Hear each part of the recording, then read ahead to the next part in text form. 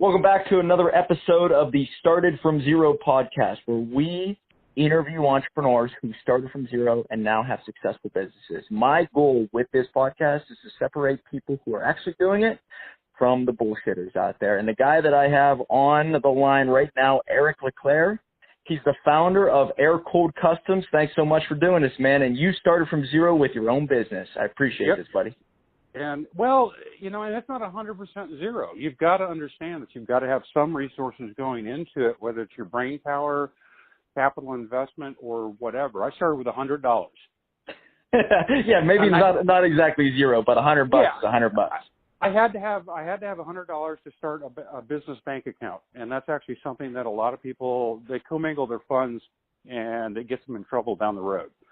So, you know, the first piece of advice I would have coming out of the gate, make sure that you've got a separate business entity and bank account for that, because it's nothing worse than getting in trouble with the IRS. Yep, that's definitely a great piece of advice, because what happens is a lot of people are, merging all their money. They don't know where they stand. They don't know what they're taking. They don't know where the money's going, and it's total, accountability of their funds is out the window.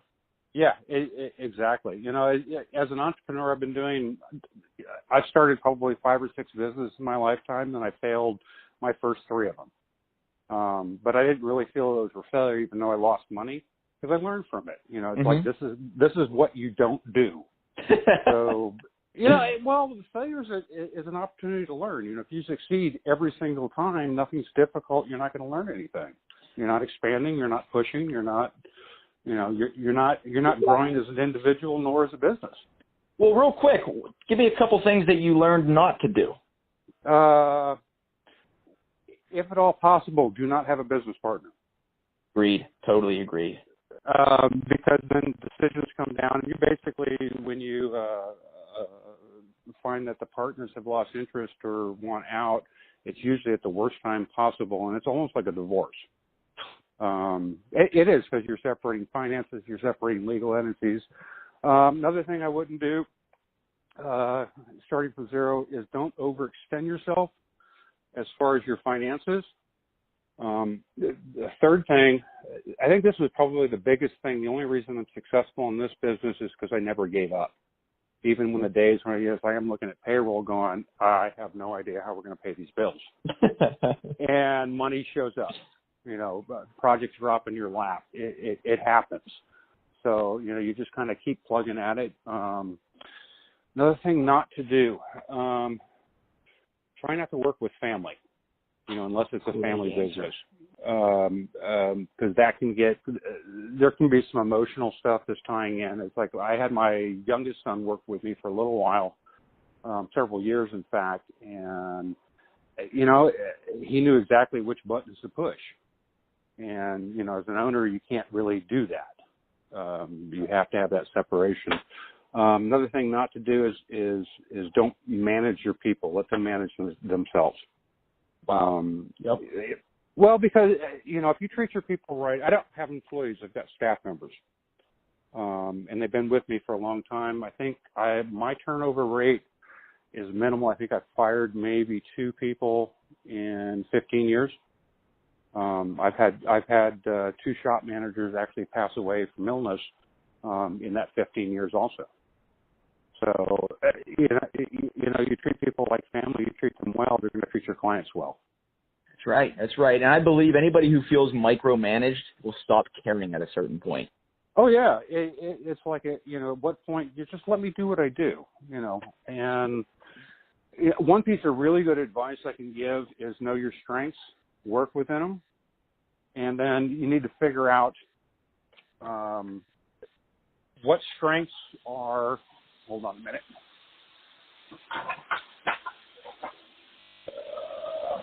I apologize for that. No worries. You're at a shop right now by yourself, and that's totally understandable. I apologize for that. I had to shut down that system. Anyway, work in your strengths. Let other people work in your strengths. Know your weaknesses. When we do employee reviews around here, we do them once a year, and we do a self-evaluation. And then there's a whole section in there about what you feel you need to improve in and how you're going to do this. And I actually just exit out and read A before I'd even give it to them. Because if you have people working on their weaknesses, they're going to be mediocre. They're not going to be happy. But, you know, that's taking a big leap of faith on knowing your own weaknesses and hiring that stuff out. If there's one thing in my business that I don't want to give up, I'm going to keep doing that and, you know, hire the rest of it out. I personally do all the painting and polishing here at the shop. And we turn out magazine cars, we turn out, you know, show cars. We're nationally, internationally known for the work we do. You know, and I'm in a really, really niche business. I mean, I restore early air-cooled Volkswagens and Porsches. I mean, there's not a huge market for that. Right. So you found a niche. I wouldn't say exploited, but you really blew that up. As if there's someone who has that type of car in those years, they go to you. Oh yeah, and we get, you know, we're going over. Now, granted, I've been doing this for 15 years. I've done speaking engagements. I've done coaching. You know, I've done counseling. I've been in construction. I've been building cars. You know, so it's like try to keep your interests as widespread as you can, but then you really need to hyper focus on what you're really good at. You know, if you're a sales guy, fucking be a sales guy. Damn right. You know, if you're a manager, be a manager. If you're a product developer, be a product developer. You know, be the inventor. Hire out the stuff that you really don't do well. We actually had a chance a couple years back. One of our corporate sponsors or partners, as I like to call them, actually, you know, took us out to SEMA, which is a Society of Automotive Engineering Manufacturing. It's the biggest non-car show that happens in the United States. And 3M was gracious enough to actually pick up our tickets, pick up our hotel, do a per diem. You know, I just had to show up, do a little bit of TV, a little bit of promotional work for them. And then I was free to enjoy myself, did a blog post for them. Actually, I should say my wife did a blog post for him because I can write, but I can't write. That's not my skill set. My wife does it professionally also. She's a copywriter and she's been a marketer since, way longer than I have been. And then this year, we have been blessed enough to be going into York, England, to host a car show, one of the larger ones over there this year. So we're going to take some time off after we go over and host a car show in England and drive around Scotland, you know, and that's one of the freedoms that you have as an entrepreneur, even though if you're scared to take the time off or your business will fall apart, and it's like you have to trust your people. Exactly. So it's like I'm trusting my people with my business for 2.5 weeks, 3 weeks. What's your numbers look like? Do you work with a car a month, a car a week? We do. Well, we have kind of a mix. We've got, I would say the majority of our business is actually full restorations and customizations. And I would say probably about 65% of our workload is that. The rest of it's parts, services, engines, transmissions, suspensions, rewiring, you know, the smaller stuff. One of my guys calls it a mini build. You know, as far as revenue numbers, we ain't getting rich. We're making a living. We're a $250,000 company. And, you know, we were on track to be $1 million company this year, but last year one of my business partners and shop manager ended up passing. So it kind of put a hole in a lot of stuff. Gotcha. So you know, it just, the business up and downs, we've been able to maintain a growth cycle for the last 15 years, and this last 2 years we've been stagnant. You know, and part of that is getting some of the process, the actual day-to-day nut and bolt process, how we function, shop flow, you know, the normal work stuff. We're on track to do probably 18 restorations this year, and we have a staff of 7, and 2 of them are in the office. Wow. So it's done right. I mean, if you look at the bottom of one of our cars, it looks just like the top. You know? Yeah. Chip Foose style. Is that what you're saying? Chip Foose, you know that guy, I'm sure. Well, yes and no. You know, I've known Chip for about 20 years. He likes what I'm doing. You know, like I think I talked to him 2 years ago. But, yeah, it's that same, you know, over the top. because it's kind of our signature. So it's one of those things. It's like if a car comes in for service, we'll actually if we have to remove the shock and the shock bolts. If we're not putting new shock bolts in, we actually clean them, paint them, and then reinstall them after they've been inspected. So we know that we've actually gone in and done something on a part. And a lot of shops won't do that. If you take your car to a normal garage, they're just going to take it off, change the part, put it back together, and call it good. Mm-hmm. And we're not even really charging for that extra level, but that part of the reputation that we've built goes hand in hand with that bottom side looks as good as the top side. Because I don't ever really want to get paid for being mediocre. Makes sense. I think your name only travels when it's great. That's it. Yeah, it pisses me off if somebody asks me to do something that's mediocre. What year did it start to take off? It took me 10 years to actually build a business that I could, walk away from anything else. And I think a lot of people who are starting from zero don't realize how much time it takes to get there. So what year was it that you were like, wow, we made it, or we're doing really well? Fifth year. Fifth year. Okay, that's what they say, right? They say year 5 is the year. Well, and part of it goes into, make sure that your personal life is cleaned up. My ex-wife, bless her, she's a nice lady, good mom, great grandma. But when I started up the company, even though she knew I was an entrepreneur, it took up a lot of my time. There was times that I was doing 16, 17, 18 hours a day, 6 days a week. And that caused some damage within the relationship, even more so.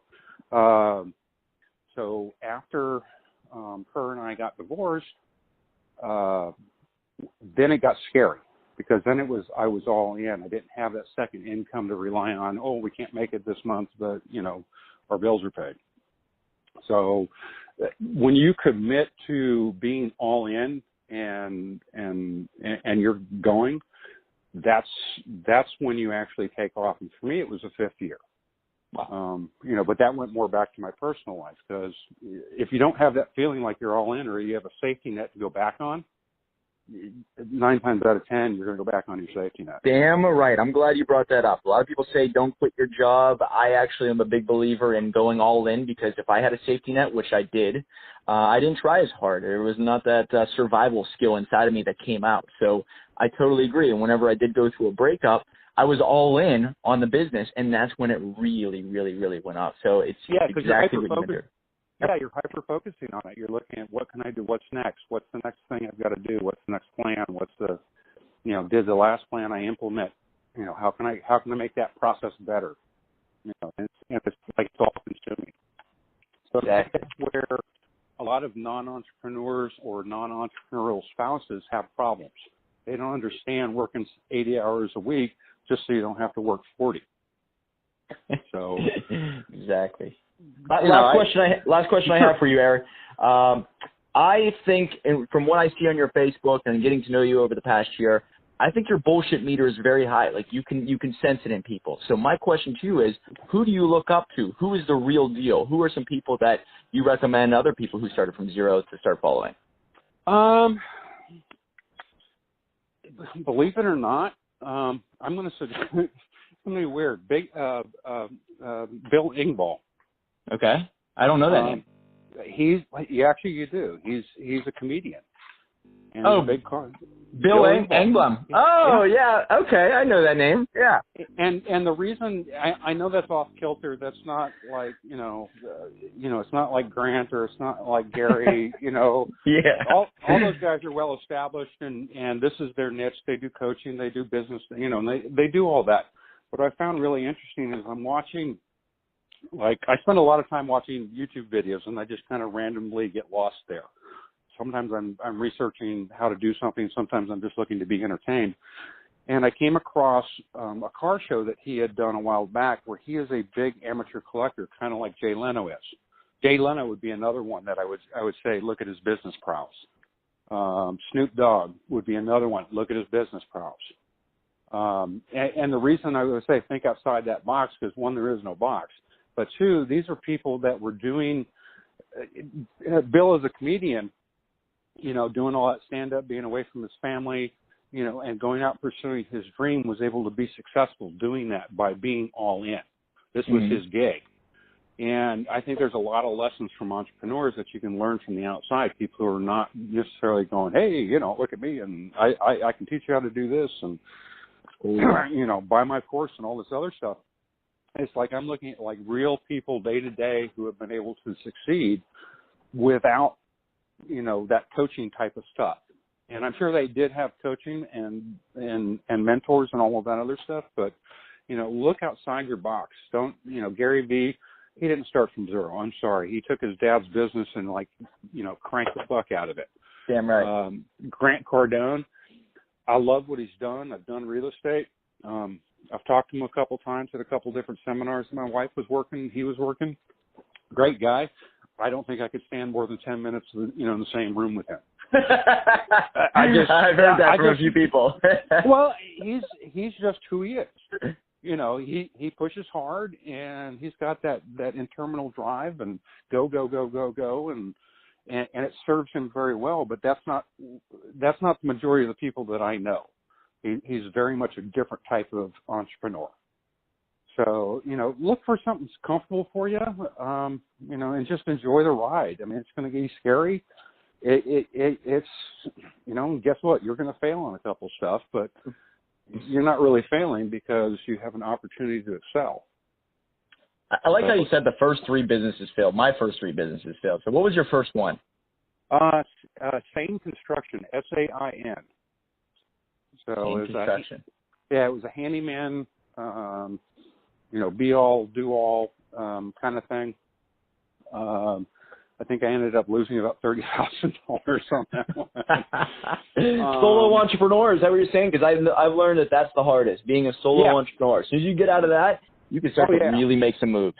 Yeah, I got out there. We're currently we're a LLC S corp. So, very nice. Oh, that's the other thing I would suggest to all you people that are starting up businesses. S corp. Go ahead and do it as an S corp. Exactly. Do not do sole proprietor. Agreed. Even if you don't have the liability issues that I do, I mean, because I'm putting out cars that are $250,000 to $1 million. So, I've got some liability issues. Writers, coaches, those type of people within, doing coursework, they don't have that type of liability, but it makes it much easier on your finances, and you get to do a lot more in your write-offs. Use the tax code to your advantage. Self-employment tax also. Just think about that. You get away from that with the S corp, which is really smart. Yeah, I'm paid for as a staff member by the company, even though I'm also the owner. So I don't have self-employment tax. I have employee tax. Yeah, there you go. But I also get taxed on the other side. So that's just kind of the way it goes. So Eric, I love it, man. I appreciate the opportunity to talk to you guys. Anybody who wants to do some cars, man, www.aircooledcustoms.com. One other last piece of advice I would give. If you guys are doing social media, hit every platform that you're comfortable with and do content at least once a week, depending on the platform. So. Totally agree. Always put yourself out there. Everything you're putting out there is natural, authentic. I love what you're doing, man. Air Cooled is actually spelled AIR with a K. Yep. KOOLED Customs. So check him out on Facebook. He's a good guy, and connect with him. So thank you so much, Eric. I appreciate it. Let's stay in touch and keep putting out good cars, man. Thanks, Mike. Appreciate the time. All right, guys. We'll see you in the next podcast. And if you have any questions, if you want to hear from me, you want to hear from Eric, please reach out on all of our platforms. We're here for you. Started from Zero is all about helping the entrepreneur build it from the ground up. Thank you so much. Thank you.